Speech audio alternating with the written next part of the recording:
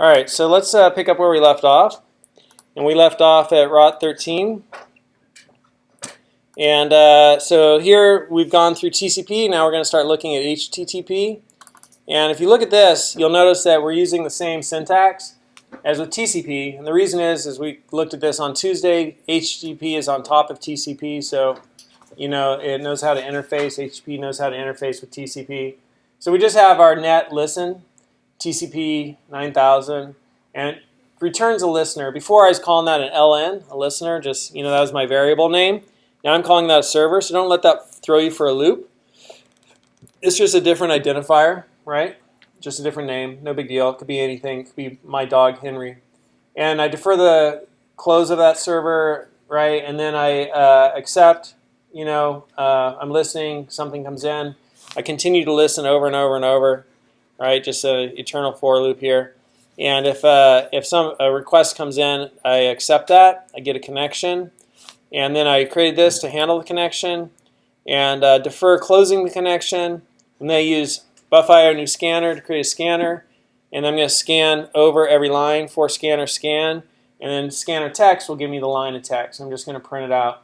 So this should print to the server's terminal because we're using format print line.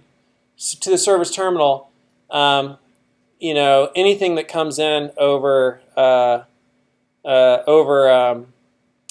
you know, from a client. So if we ran this just from Telnet, so let's go ahead and run it. Change directories, and I want to go into 99.19.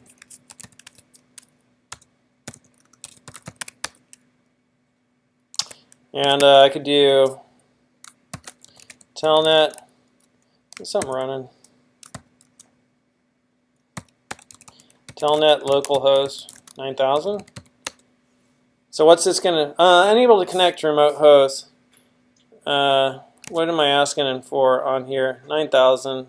Listen and serve. Accept. Handle connection. Defer connection. Close. Telnet localhost 9000. Isn't that what I typed in? Telnet localhost 9000. Let me just type it in again. Maybe it took it a second. Unable to connect. Connect address, connection refused. Trying connect address, connection refused. Unable to connect to remote host. I'm just curious, like, what's the difference between my code? Because I thought this was the exact same code as like this, where we have a accept and a connection, and we copy it. And let me figure this out. Hang on. So we're just comparing the code of previous one we did, 15 TCP echo server with 19 HTTP server. And I thought these were identical, but maybe I'm missing something. So I called it server instead of LI. Net listen TCP 9000, TCP 9000. Defer close, same thing. For connection accept, right? And then just handle the error. And then here we have go handle connection. Look at that difference, right? Go handle connection. So there's a difference. And then up here, all this is the same. Defer connection close, scanner new scanner, and scanner scan, and then basically, you know, get the line of text and print it. So it looks like go is the only difference. So let's see, you know, if what happens if we try to run 15 and go run main.go. And I'm not quite sure why. You know, maybe I never started the server. But Telnet, and here it's running, right? So that's running. So now let me come over here and Control C, and then just change into 19, and go. Maybe I never started the server. That's known to. That's part of my MO. Highly possible. Wow. So now it's running. So that's fine. Test. All right. So I never started the server. There's the problem. And the difference, and that's kind of good actually just to illustrate here, the difference is go is how you launch a different routine, a go routine. And so that allows you to run code concurrently. And so every time a request comes in, it's going to be launched and run on its own thread. And so we're looking at how to build a server up on its own, HTTP server. And when you use HTTP listen and serve, which is the built-in server, which we'll get to in a second if we haven't already seen that, But HTTP listen and serve it has Go routines already built into it. So that's kind of the same thing. All right, so that's what we get if we run this from Telnet. And this is still running. What happens if I go over to a browser? What's going to happen when I launch this from a browser? When I go on a browser and I go to localhost 9000, we've been doing it through TCP. Now we're going to go to it from HTTP. The next level up, we're going to go to this location that this server is listening on, this TCP server is listening on. What's going to happen when I go there? What are you going to see? What basically, I'm going to make a connection, right? Accept anything that comes in, any connections that come in, and then I'm going to listen for what that was, break that up into lines, scan over each line, and print the text. So what's it going to print? Anybody know? Let's find out. What the heck? I forgot to close something. Where is that running?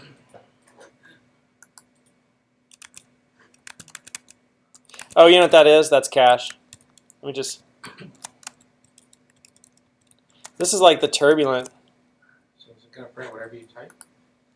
Okay, let's do this time. There we go. Now nothing, right? It's just sitting up here spinning. There's two hard things in computer science, by the way, and this is a really good quote to remember because it'll get you a little bit of recovery when you have something like that happen.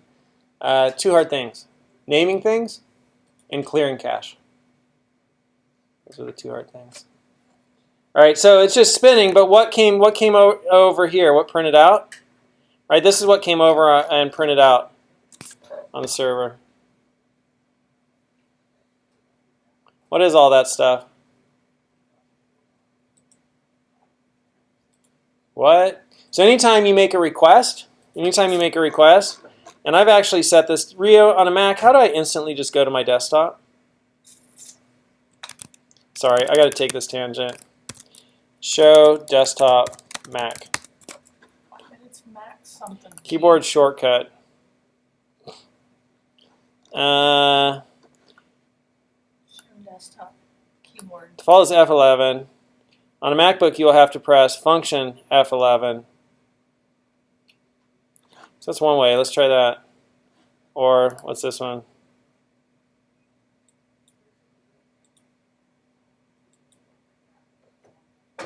This one is going slow.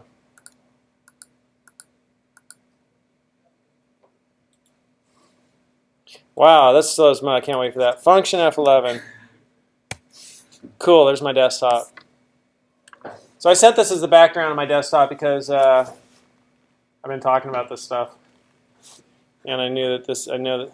But it doesn't show the top part. So up above HTTP headers, you have request line. So that's what you're not seeing right there. How do I get out? How do I go back to having all my windows up? I got to do this. Great, I know how to do it. Do I press function F11 again? There we go. So what that shows you is when a browser makes a request, an HTTP request, it's sending over a request line, which corresponds to this right here. You don't see the request line up there. It's right there. A request line, and then HTTP headers. The server gets this and then makes a response, right? And it has a status line. Here's the status of your request. This is my response to you. I found it. Status, what's status 200, right? Everything's okay. 404, I didn't find it. So that's the status line. And then headers, right? Where here's little pieces of information. And headers are all key value pairs. And then we have the content that gets passed back. Pretty simple, right? Pretty straightforward. And so right here, we can see our request line. It's the request, not the status. It's the request line. And the first part is a verb. Like as a GET request, I want to get something. This could sometimes be a POST. You have different HTTP verbs. The next part is the URL that, hey, I'm requesting /, which is just, the default. Sort of like at root, give me whatever's there. And the next one is I'm using HTTP 1.1. There's like HTTP 2, which is coming out soon, right? But this is the version of HTTP 1 that's using. That's a big deal, actually, HTTP 2. I don't know. It's in process. And then I have all of my all of my key value pairs, my header host, localhost 9000, connection, keep alive, accept, text HTML. So my browser saying, hey, accept any of this stuff, right? Upgrade, insecure request, user agent, this is unreliable. Accept encoding, so I could have pictures gzipped. I'm telling the server, you can send me gzip, I know how to deal with that. Accept language, this is my language, so if I change this, maybe I get different things. And then there's a cookie that got sent over because I'd set a cookie in localhost. So anytime I have a cookie on my machine, because from other stuff I already have a cookie from localhost 9000 sitting there. Anytime there's a cookie from a domain and you ask for something from the domain, that cookie goes with your request. And so this is like an encrypted cookie. Where's the unencrypted cookie? We'll see that. We'll see what an unencrypted cookie looks like. So that's all this does, right? Is this just saying, like, all right, here's a server, and I'm listening on TCP 9000. I'm going to accept any requests that come in, and if a request comes in, I'm scan that request, get all the text, right, a body of text, and then this loops through and shows me each line because that's how scanner works by default, and this gives me the text of each line, right? And all I got really, all the server got was the request. I didn't respond to it. So we're going to see the response and everything here in a second. So how we could build up so this is, I call this here, you see what we're working on, is do-it-yourself HTTP server, request line headers. That's all we saw in that first one, is the request line headers. The request line and the headers, that's the right way to say that. So here, what did I do differently?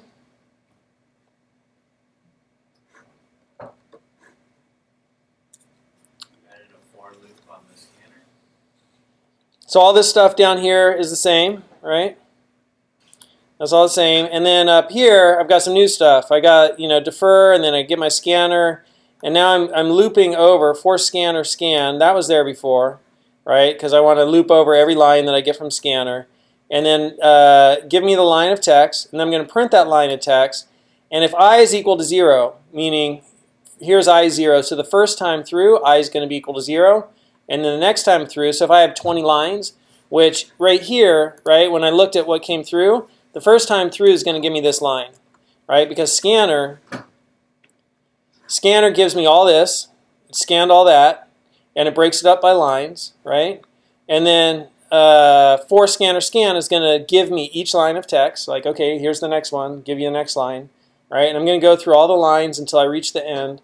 And then scanner text will give me that line of text. I know that sounds a little bit redundant, but scanner grabs everything, and it breaks it up. It's all line delimited by default, and then scanner scan loops over every line, right? So I set that as a loop over every line, and then scanner text gives me the text of that line, right? Maybe there's more methods I could do instead of just give me the text. Maybe there's other stuff. I don't know. Go look in the documentation. There's a method there for give me that line of text, right? Maybe there's something else. So as I get each line text, the first thing it does is if this is the first line, so if this is that line right there, we're going to break that line up into fields. So string.fields takes a line of text and breaks it up by white space. And so if I broke this up by white space, I'm going to have this as a word. I'm going to have this as a word, right? Just that part. And I'm going to have this as a word. So broken up by white space. So I have 3 words. So for the first word, right, it gives me a slice of strings, slice of string, slice of type string. And then for the first word, sorry, that's just kind of hard to say, slice of string instead of slice of strings. I want to make it plural. For the word at index position 0, that's my method. So here's my method. So I just got my method. And then I could print that method. And so if I'm able to get the method out, now I can start doing routing just like I did with the Redis clone that we did with TCP. Right? Oh, I could start routing on, it's a GET request, it's a post or whatever. So what happens when we do this? I need to run it.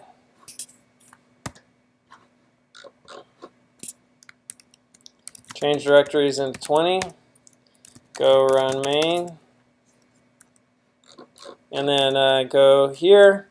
And I just want, don't need any of that. I don't need any of that.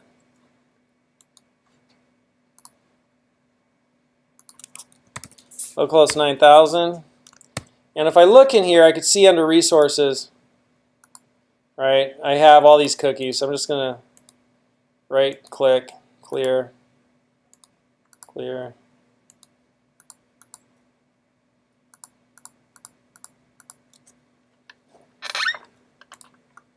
Clear.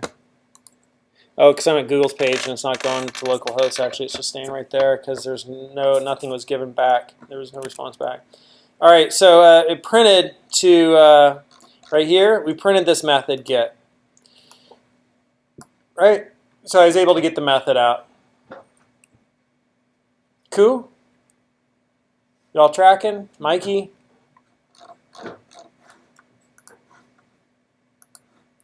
And let's take a look at 21, what 21 does. When you guys look at that, I'm going to Control-C this. I'm changing to 21. Close that. All right, so same thing down here, all that TCP stuff that we've already seen. And then what is new here? Scanner, loop over each line, print each line, right? If it's 0, get the method. And right there, and then we're going to write a response. So that's the only difference here.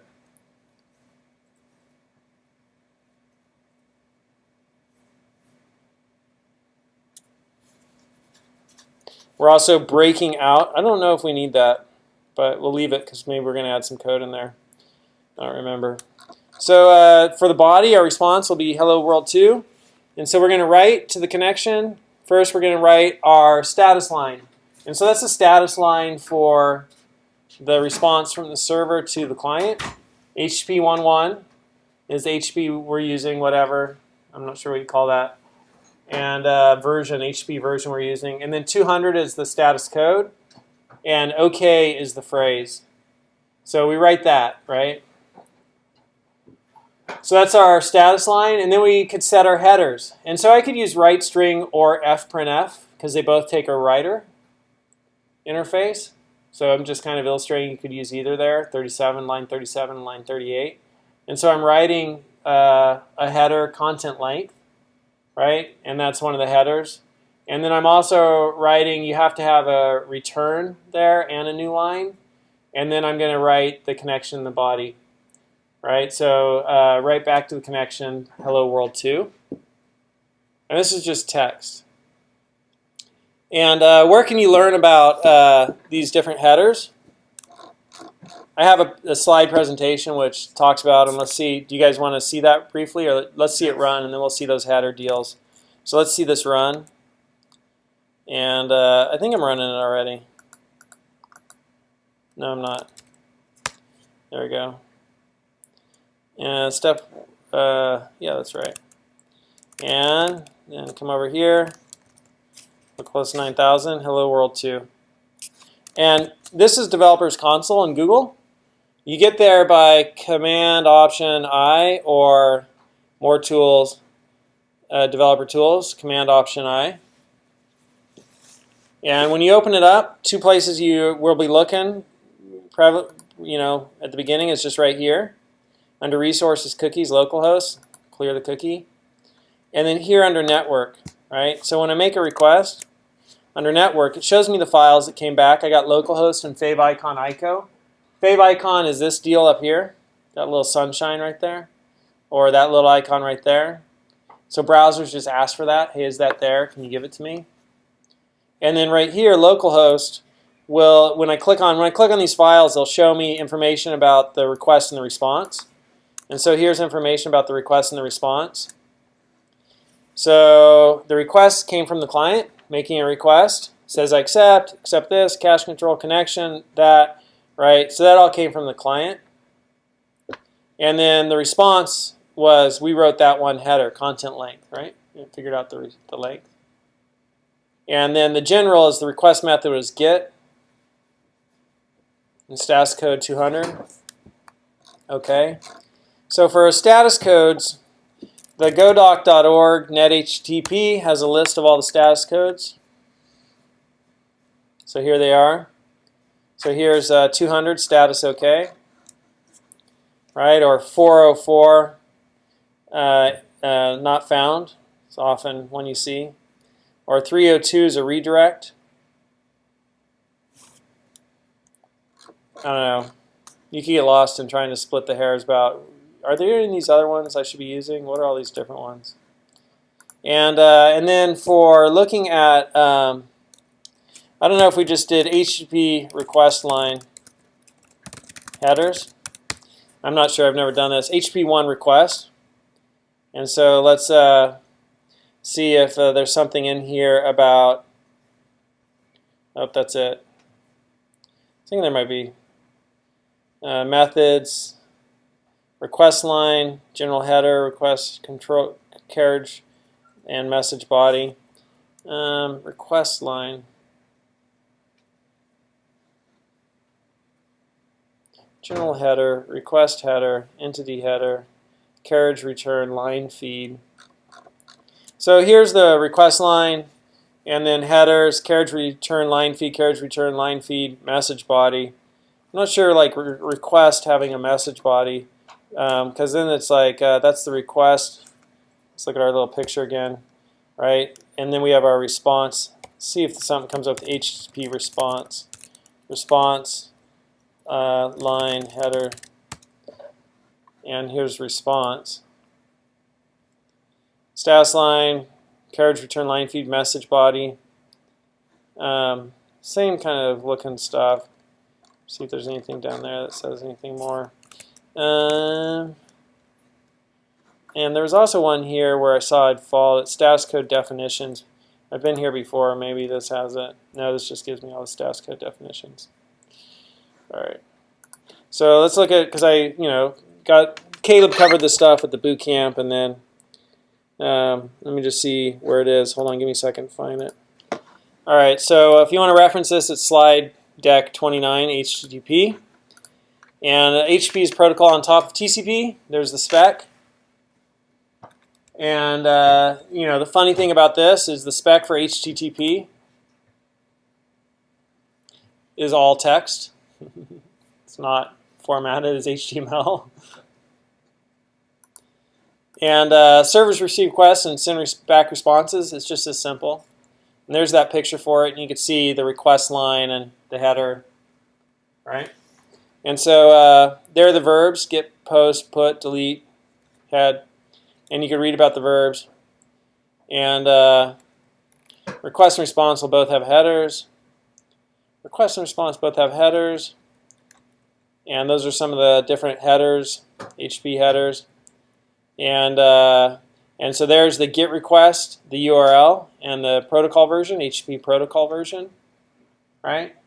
So that's the correct terminology for talking about that stuff. The request, the URL, I think I'd call that, instead of GET request, I call that a HTTP verb. That's the HTTP verb. That's the URL you're going to. And here's the HTTP protocol version. And so here is the response and the HTTP protocol version. That looks, again, just like a request, right? So it's just showing a different URL. That's a request, right? And then there are the headers. So we already saw that. So here's the syntax for it. And this was actually, I think, just typed out by Caleb at the boot camp. Header is equal to name key value pair, name value. And the request line, there's a request line. And then after the request line, right, you have a carriage return and a line feed, which is kind of like return twice. I'm not quite sure why you have both. And then you have the message body. And then request line method. Request line is equal to method, request URI, and HTTP version, and carriage return line feed. Right? So that's this right here, the request line and then the headers. Right? So request line and then headers. And GET is no message body, post is message body. So when you have post, you have a message body on the request. Interesting. And then the response header is status line, and the status line is the HTTP version, the status code, the reason phrase. So HTTP 1.1. 200, okay, and then a carriage return line feed, and then your header. I don't know what the header little thing there, carriage return line feed is, I guess that's just your header, all of your headers, right? You have all the headers with the carriage return line feed, and then you have a carriage return line feed, and then you have the message body. So that's just the syntax. So when we look at like how do we actually do that on ours, you know, we did. So this is our response from the server, right? The server's sending something back to the client. And so we did, first of all, right, our status line. And we need, for the status line, we need the HTTP version, the status code, the reason phrase. So we have HTTP version, the status code, the reason phrase, and then a /r/n, right, which is the carriage return line feed. Okay, so that's our first line. And then we could have as many headers as we want in here, and each header has a carriage return line feed at the end. So we did one header, content length, key value pair, right, this key, and content length is %d, which is length body, and the carriage return line feed, carriage return line feed. And then after all that, we did a carriage return line feed right there, right, and right here. And then we did our body. So that's kind of cool, right? Like we, very low level, rebuilt what you're supposed to do based upon the HTTP protocol. You know, it's just it's almost like, oh, it's kind of interesting to know. It's, you know, probably good to know if you're going to be a technician working on this stuff, and it's pretty dang low level, right? Like you don't want to have to set this all the time. So we're just building it from scratch, and then we're going to see how we have functions and methods in the standard library that allow us to do all this much more easily, right? So all the code's been written for us. Anybody have questions? You guys all tracking? Okay. All right, so that was that one. Let's look at step number, and when we get through all these steps, we'll take a little bit of a break and see if you want to try something. So here we just made the body a little bit more involved. We did an HTML page that says hello world. So now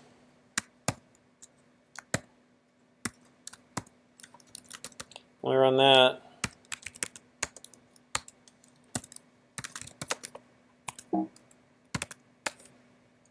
'22.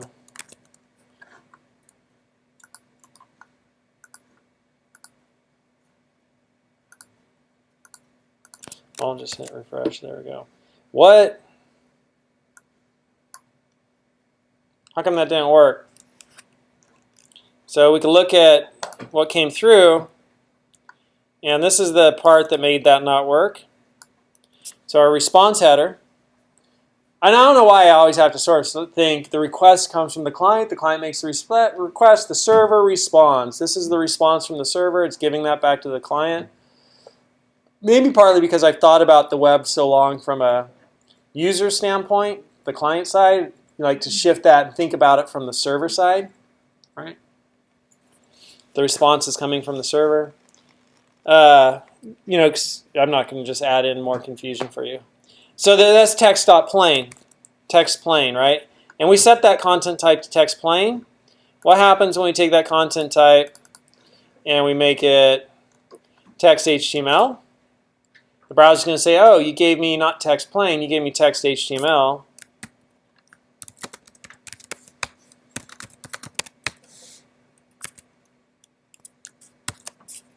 Hello world, right? Same HTML went over, but this time it was text HTML.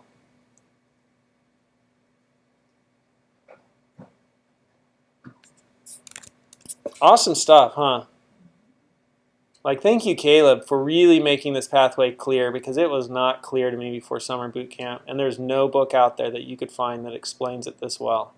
Like, I really feel much appreciation and gratitude to Caleb for, even though it was like frustrating and rigorous because it was so hard, summer boot camp, he went so fast and covered so much ground, right? Like, but you know, he really sort of laid it out in a way that I've never seen it laid out in any other resource I've ever looked at, book, video, nothing. Like, you know, so like as I've been going back through it, I've really gained a lot of appreciation, you know, for what he did for us. Like, even though, like, at the time, there's times where I was just frustrated because he was pulling us so fast, right? But he really laid a good pathway, and I go back and look at all the videos, all the materials there. It's just a matter of like, oh, I just need to meditate on it and synthesize it and spend time with each piece. Sometimes as I get ready for class, like 1 hour of video, I'll spend 4 hours on it, 5 hours, right? Watch the video, fill out all the code samples that he just kind of popped through. You do this, you do this, you do this, you know, and then he committed the last one. It's like, well, let's look at each of those steps and put them into individual code samples so we can talk about each step. But really, really a great path. So that's a do-it-yourself HTTP server. And, I think he even said this, that I forget the word he used. It's brutal, it's pretty difficult to write all that. So instead, we have HTTP listen and serve, right? So which one did I just open up there? Yeah, HTTP serve and serve mux. And so here's HTTP listen and serve. Have you guys seen this before? First time you're seeing this in this class? No, you showed it once. Did I show it? Yeah. Today or previous? No, it was previous. Okay, so you guys already seen it. And then we could also use a mux. And so did we talk about serve muxes? Okay, so that's the next thing we'll talk about.